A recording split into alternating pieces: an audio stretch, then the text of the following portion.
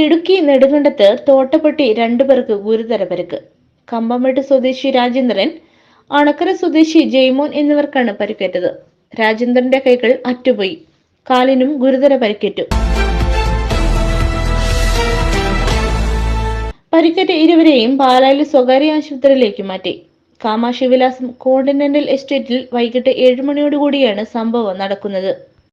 കുഴൽക്കിണർ ജോലിക്കായി എത്തിയതായിരുന്നു രാജേന്ദ്രനും ജയ്മോനും.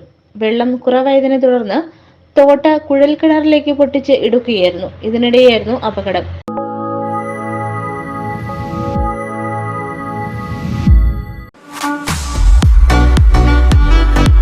Reji live events ആധുനിക സാങ്കേതിക വിദ്യയുടെ സഹായത്തോടെ ഹൈ ഡെഫിനിഷൻ ക്വാളിറ്റിയോടെ എല്ലാ പ്രോഗ്രാമുകളും തത്സമയം ലോകമെമ്പാടും എത്തിക്കുന്നു. കൂടുതൽ വിവരങ്ങൾക്കായി താഴെ കാണുന്ന നമ്പറിൽ ബന്ധപ്പെടുക.